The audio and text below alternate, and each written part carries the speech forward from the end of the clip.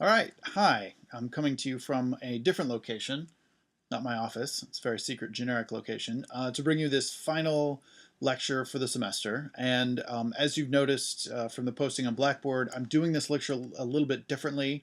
I'm not doing it through the Panopto system. I'm going to try a combination of a YouTube video, this, and you running the PowerPoint on your computer. So if you haven't already right now, go ahead and download the PowerPoint from Blackboard, pause me, download the PowerPoint from Blackboard, and open it up and then start that slideshow on your computer. So in one window you're going to have your browser, your web browser with my face and YouTube, and another window you'll have the PowerPoint. And that's what I've got here on my computer as well as I'm taking you through this. And once you've got that done, go ahead and bring me back, pick up the video right here, and I'll start in with the lecture. And I've triggered and timed this so that every time you hear this magical sound, it means you should advance the slide and the next little bit will appear on the PowerPoint lecture. Again, this is just something a little different than the Panopto lecture. It's a different way of delivering basically the same product, and we'll talk about this a little bit in class on Wednesday. So let's get started with the actual lecture. Today we are talking about Japanese theater. And in preparation for reading Love Suicides at Sonozaki, we need to sort of reorient our thinking in terms of both religious and philosophical context. Basically, the way that the Japanese in particular and Eastern cultures in general look at the world. So I'm going to talk about this sort of artificial division between Eastern and Western philosophy. And when we talk about the East, this is based on a worldview that sees Europe as the center of the world, which is not correct, but historically that's how these terms came about. So Europe is the Western world. Europe and America really are the Western world. And then if you put yourself in Europe and go east, you eventually get to Asia, right? So generally speaking, Eastern philosophy refers to India, the Asian Pacific Rim, and most notably China and Japan. So those are the worlds we're living in here today, right? So Western philosophy, right? America and Europe. There are generally different ways of looking at the world and telling stories than there are in the East. And those stories tend to revolve around the basic idea of when we look for stories in the West, in Europe and America, we look for action, we look for motion, we look for change, right? If you think about all the plays we've read this semester, they're very action oriented. People move forward, they attempt to pursue and solve problems, and typically by the end, there is some level of change or discovery or revelation that people have gone through. Again, very action driven. I think Oedipus is probably the best example of this. The way in which he learns things and pursues an answer and finds that answer, and at the end of the play we have enormous change. That kind of storyline is very common for just about every sort of Western oriented story. Now, when we deal with the East, it's a slightly different way of looking at the world. Japan, China, sometimes India, Asian Pacific Rim, North and South Korea. Historically, these cultures have been rooted in a different philosophical way of looking at the world, and that shows itself in a lot of the different kinds of poetry, painting, novels, and plays that those cultures put on. Generally speaking, art in the East tends to focus more on insight, more on looking into and examining yourself, and more on stasis, that is, in sort of being still in the moment and understanding the universe, rather than in that Western context, rushing out to change and find and discover and understand the universe from a proactive standpoint. There's much more about an acceptance of the way the world is in the East, rather than a proactive attempt to change it. Now, massive broad generalizations here that are not fair. I'm talking about thousands of years of history and numerous different countries and cultures. Nonetheless, when we look at Eastern versus Western modes of thinking, these distinctions tend to be a big difference, and you'll see some of that in Love Suicides, a play that unfolds in a very different way than we might expect it to. So let's talk about some specific details here. One of the major philosophical or religious ideas that informs Japan in particular, which is where your play is from, is Zen Buddhism. We know about Buddhism generally, right? But the specific elements of Zen Buddhism are kind of a subset that we need to really understand a little bit better in order to understand the world of Love Suicides at Sonozaki. So Zen Buddhism as a religion depends on a couple of different things. The search for enlightenment. Your job as a Zen Buddhist is to seek out this primary goal of a place that is sort of an enlightened soul, an enlightened being. Enlightenment is very vaguely defined. It's more like a state of mind, right? In the Western or Christian sense, the search is for a way to get to heaven. And heaven tends to be a little bit more concrete. In Zen Buddhism, enlightenment is a much more vague concept. It's a knowing, a oneness, an understanding of the broad universe. It's a very different kind of thing. So as a Zen Buddhist, your primary goal is to search for enlightenment. There is no promise in Zen Buddhism that you will ever actually reach it. Again, you see the idea here of the Eastern philosophy. Insight, stasis, and acceptance. Zen Buddhism is very internal, very considering of self and looking inwards. And there is no promise of an end goal in Zen Buddhism. The process is as important as the product. The other key to Zen Buddhism is that you must detach yourself from worldly pleasures and possessions. And the sort of extreme example of this is the Buddhist monk who lives a very, very minimalist life with no personal possessions, very little, very little other than clothing and the basic needs. The Zen Buddhist mindset argues that it is worldly pleasures, the pursuit of love, the pursuit of gratification, and everything else, and worldly possessions, the desire to own stuff. Those things make us unhappy, say the Zen Buddhists. They prevent us from reaching enlightenment. So we must therefore detach ourselves. So when you look at, when you read Love Suicides for Wednesday, think about the way in which you see characters choosing or not choosing to seek enlightenment and choosing or not choosing to detach from worldly pleasures and possessions. So we have Zen Buddhism, and we also have another important religion in the Japanese culture, which is Shintoism.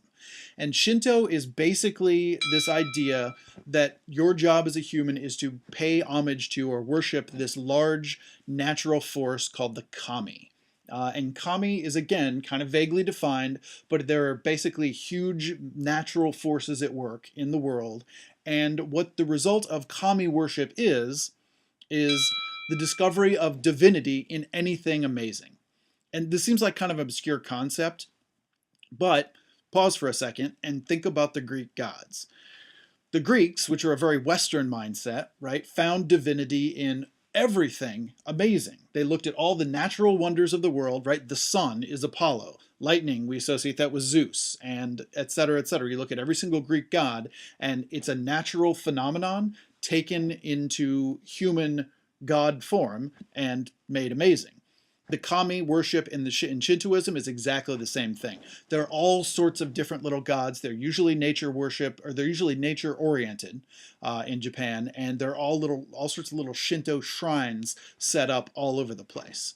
The point is that historically, from a long, long time ago, believers in Shinto looked at the natural world and found supernatural powers in it, and that's where Shintoism comes from. So we have these philosophical differences. We've got Zen Buddhism and Shintoism that really inform a lot of what's going on in Japan historically, and in particular in Love Suicides. So we've got that. Let's move on and talk about the conventions of Japanese theater. The first one we need to talk about, and this is another important disconnect from the way we do things in the West. Japanese theater has massive, deep roots in tradition. In the West, in Europe and America, we tend to think of theater as being something that we would bring our own original contribution to, right? A lot of the reason you are actors and directors and designers is because you want to bring a new idea to the theater. You want to show us something we've never seen before. In Japan, in many of the theater arts, it's exactly the opposite. What you want to do as an actor in Japan is perform and execute the role exactly the way it's been executed for hundreds and hundreds of years. Innovation, at least in the traditional forms of Japanese theater, there are some newer forms of Japanese theater that are very creative oriented, right? But in the traditional forms of Japanese theater, your job is to maintain and respect the tradition. And we'll talk about this later when you get to pre-modern theater history, but there is a form of Japanese theater called No theater, N-O-H, that has been performed basically the same way for almost 600 years. So every time you go see a show in a No theater, You are seeing exactly the same gestures, movements, inflections, everything, the same way it was done 600 years ago, the first time it was done. That, in any event, is the idea. Obviously, there have been some changes, but Bunraku, puppet theater, which we're going to talk about in a minute, is another great example of this interest in finding a maintenance of tradition. We are not interested in this era in doing new or creative or unusual things. There are some exceptions to that rule, but by and large, in the Japanese theater, your primary job is to maintain and respect the previous tradition. So again, you can see a very different mindset in Eastern theater than what we tend to expect in the West.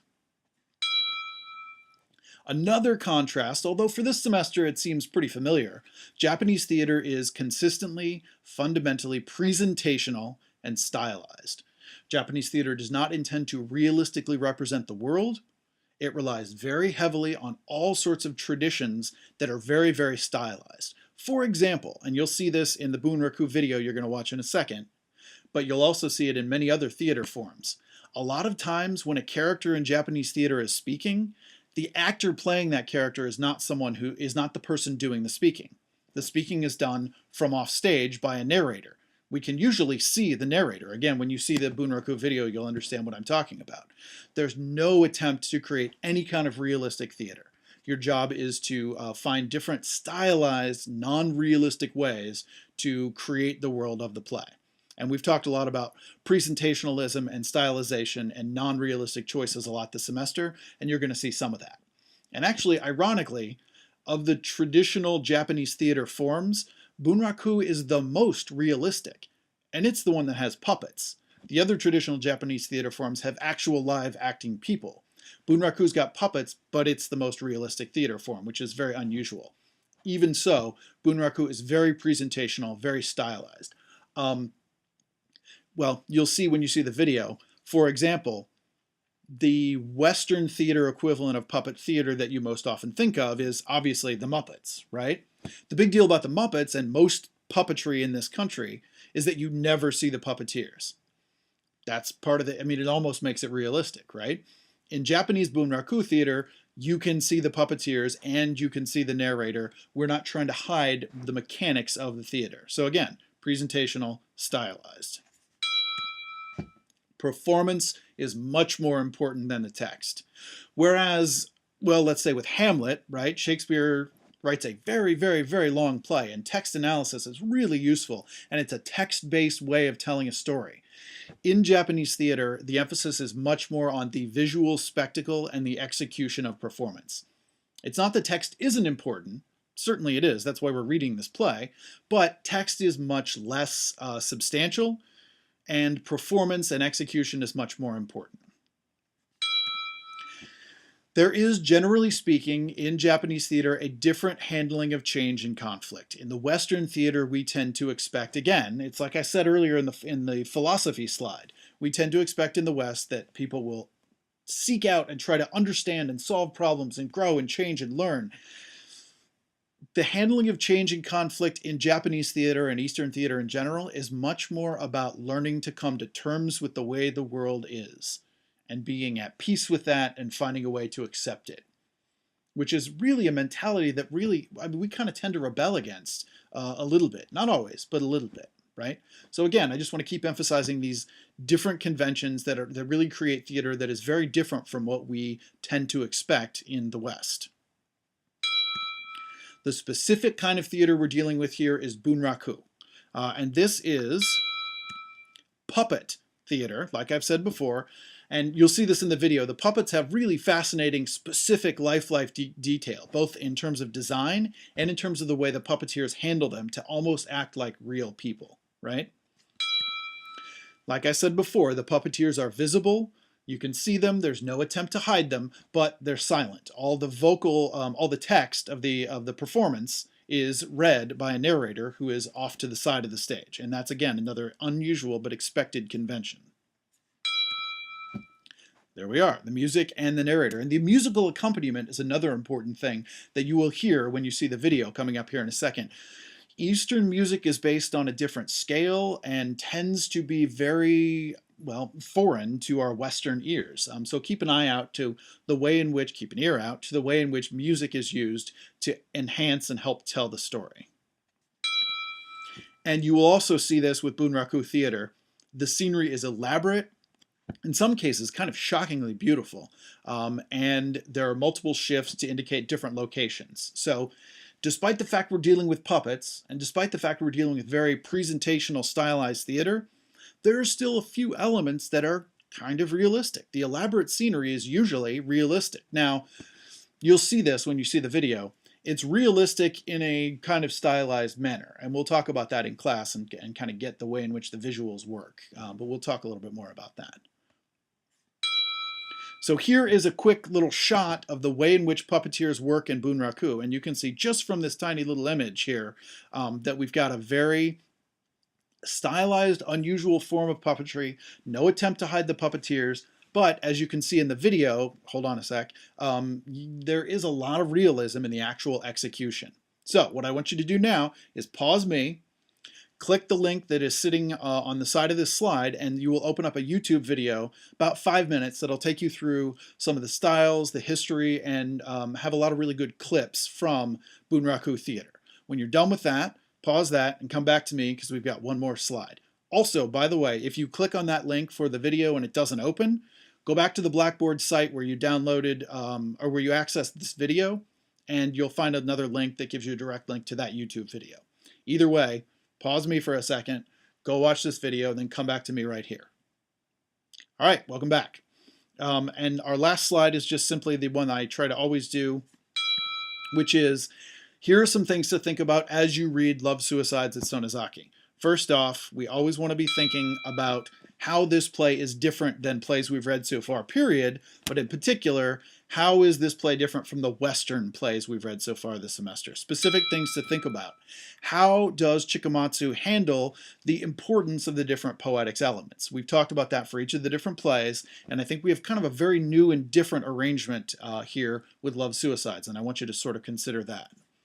Also think about that thing that I mentioned earlier in the lecture, the use of the performance over the text. Performance is more important than text here. In a lot of the other plays we've read this semester, the text is really heavy and substantial and in-depth, and it's not that the performance isn't important, but text is really, really important in a lot of our other plays. For this play, performance is significantly more important. Tell me how you can sort of tell that as you read the play. And then, where do you see those Japanese religious and philosophical contexts expressed? Is this a play that has Zen Buddhist ideology in it? Is this a play that has Shintoist ideology in it? And generally speaking, again, how is this play representative of an Eastern mindset, which is kind of different from what we tend to think of? So that's your lecture, and go ahead and enjoy reading the play, and I will see you in our next class.